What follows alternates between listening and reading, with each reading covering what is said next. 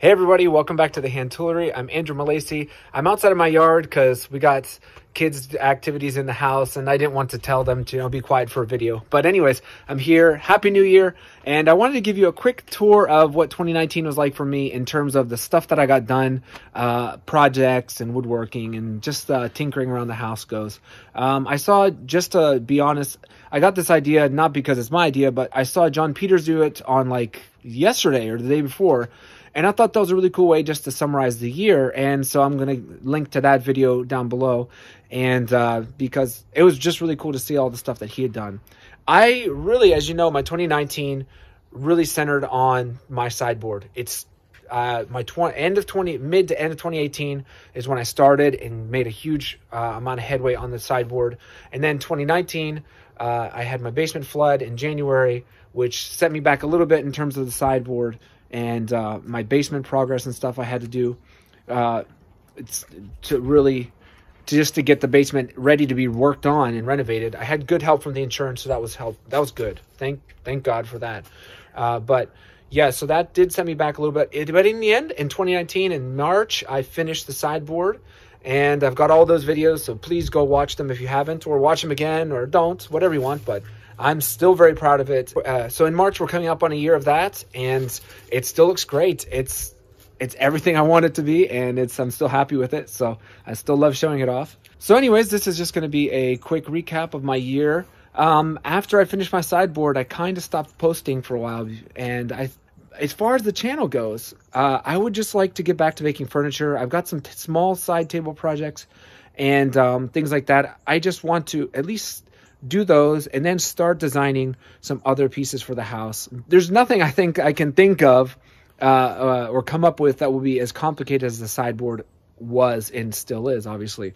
I have some pieces I want to make for family and whatnot, but all that's to say is that's where I want the channel to go, and this video is about where I've been in 2019. So I'd encourage you all to do the same thing, and I'd love to see where you've been and where you've invested your creativity and your workmanship and craftsmanship during the year. So if you get the opportunity, just make a vlog style video. I'd love to see it, and then be sure to let me know. But anyways, I hope you enjoy. So thanks.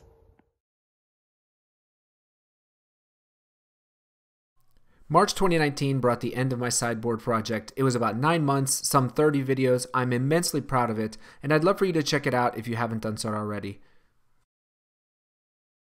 But it almost wasn't meant to be because our basement flooded with a couple inches of really not great water. We had to have the insurance come out. My shop got wet with a couple inches of water. And once the insurance sent a crew to sterilize everything and rip out a bunch of drywall, I decided just to take down the rest of the basement myself.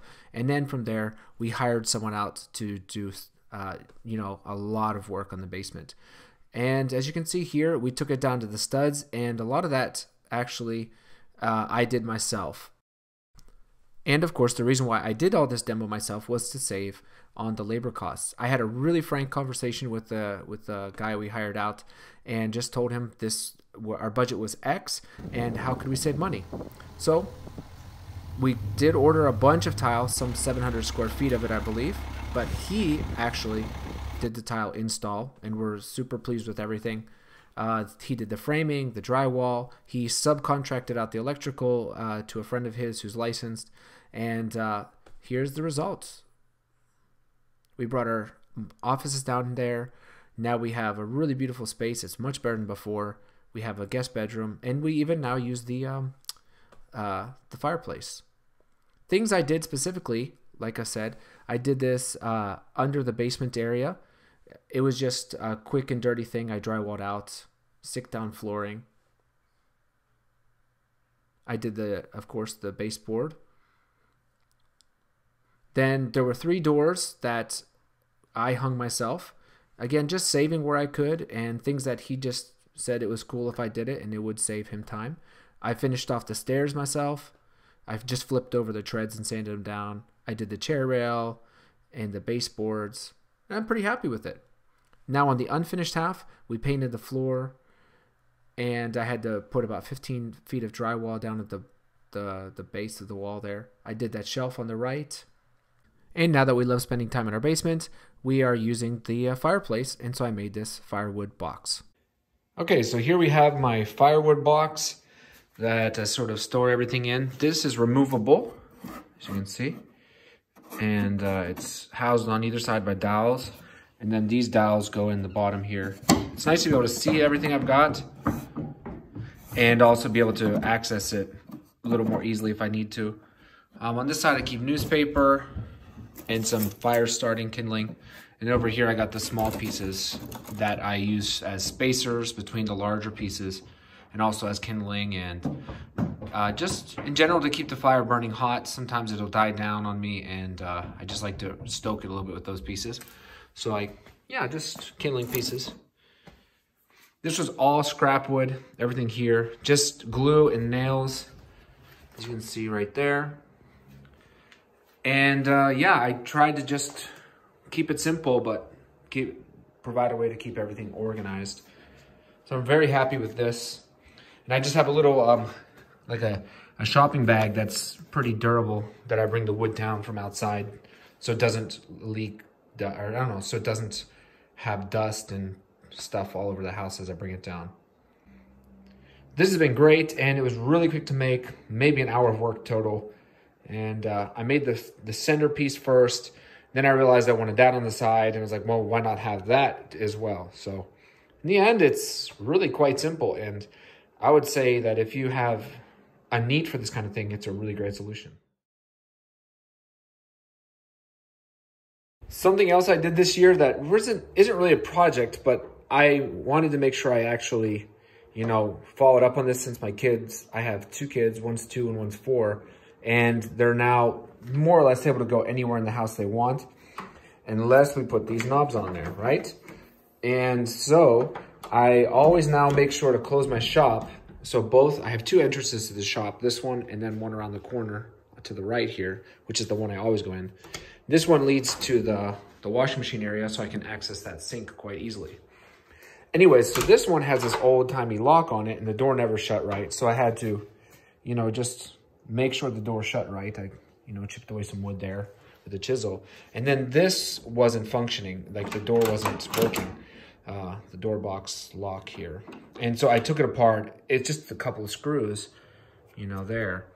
And all it was is a spring had come loose, and it's just a piece of spring steel that bends around a pin, and so it pivots on that. And that was what was keeping everything. So what's funny is it turned into a little project, but I got everything working on it again, so I felt quite good about myself.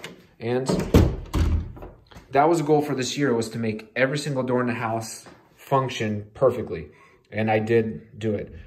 This door, again, the other entrance to the shop, and then our bathroom door didn't close correctly. And so I got those all good. And I'm pretty excited about that, because one thing I always think about is the things that we live with in our day-to-day life, that if we were to ever sell the house, someone's going to notice those immediately and say, why doesn't the door work? So now all our doors work, and all the ones that have potential danger, like this, and then the other entrance to the shop around the corner here, have got these little child-proof locks. And this is another door too I had to fix. I had to remove some there, and I had to remove quite a bit off the door frame here, the door jamb, I guess. And then recess that in further. The state of the shop right now, I will have a shop tour video coming up, is quite atrocious. It's because I've done so much just project work lately and not a lot of woodworking.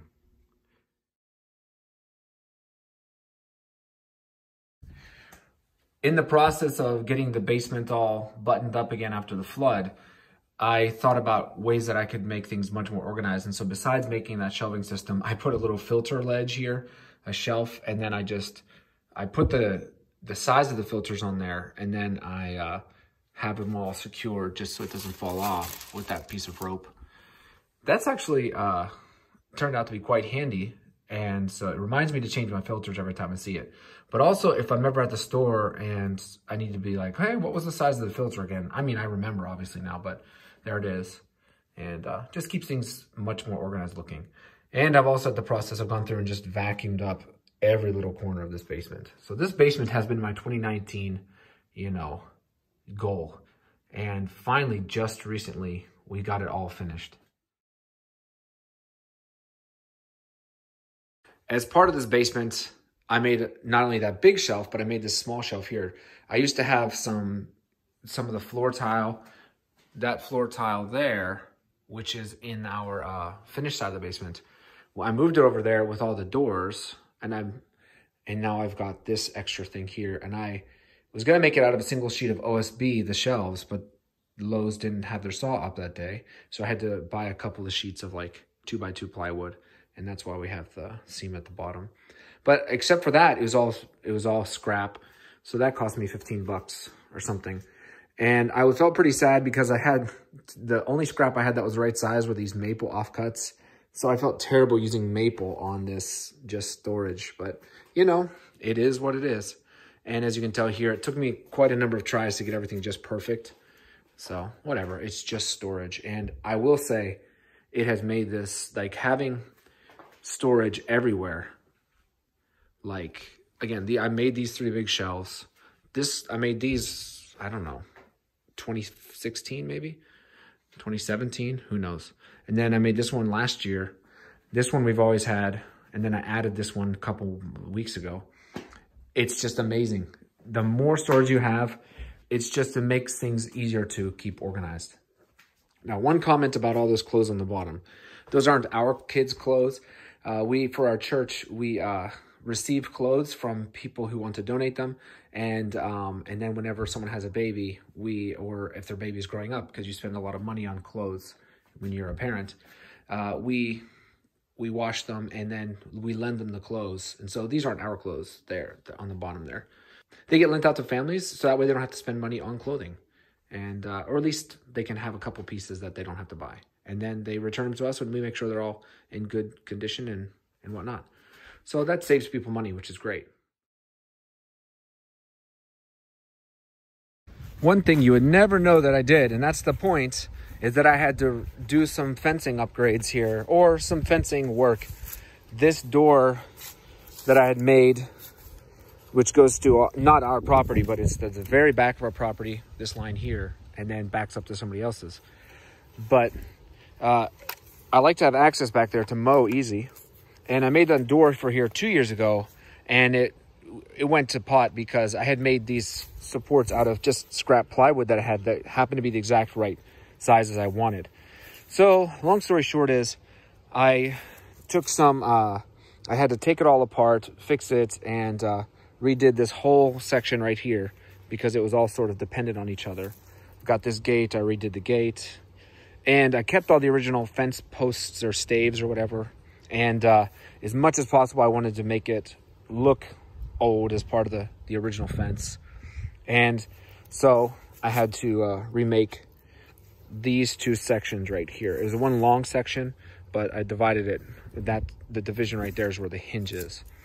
And of course, when I divided it, everything was exactly square and everything was exactly well spaced, evenly spaced. And if you look here, see that right there? I had to sort of divide the error across it to make it look even. And so from a distance, it looks fine. But if you look really close, it's not even at all because I had to end up building in some mistakes or some unevenness to make it look right, to fit along with the original fence. But yeah, this is our little garden area that we haven't used in a year because we get groundhogs coming in there. So I didn't make that in 2019. I just spruced up the fence here. This has been one of the projects that I've gotten the most enjoyment out of and satisfaction besides the sideboard. I have these beautiful bifold doors, as you can see me demonstrating here, that used to be sliding bypass. I've converted all of the sliding bypass doors in my house. The big problem with this is that I had to fabricate that roller at the top because all the off-the-shelf systems just aren't heavy-duty enough, and the heavy-duty ones leave huge gaps, and we wanted a small gap. So this is what I did, and I posted this on my Instagram. I actually resawed the bar stock down. Another thing I had to do was how to make that top pivot actually adjustable, which you can see I made a little track for it, and then when I got it right, I just sunk a screw in. And here you can see that whenever I cut the doors down the middle, I weakened that rail that goes right to the middle. And so what I had to do is come back and laminate a piece of wood on that, and then that fixed everything. Also, I had to make a small patch for where there used to be little cups to pull the door side to side. Beyond that, I made some toys and other things for my children, like this thing based on Matthias Wandel's design that he posted on his channel a couple weeks ago. It shoots these little applesauce pouch caps, and this was actually a lot harder than I thought it was going to be. And so I want to give Matthias Wandel a lot of credit for that. Go check out his video. I'm sure you all know about him. And I just made a ukulele just because. Some of you who have seen my Instagram know that I was sent some carving chisels, and so I decided to practice my hand at carving. And I made this spoon, fork, and knife set. And I like it quite a bit, but they're not practical. But still, I had fun doing it. Lastly, I have an actual build project. I made these picture ledges for someone who wanted to try and pay me for them, and I just said, no, Merry Christmas, here you go. I got the wood off the shelf at Lowe's and made them up real quick. And that's it. It rounds up my 2019. I hope you had a great time watching this video, and I hope you had a really great year, and I wish you all the best for 2020. Thanks for watching.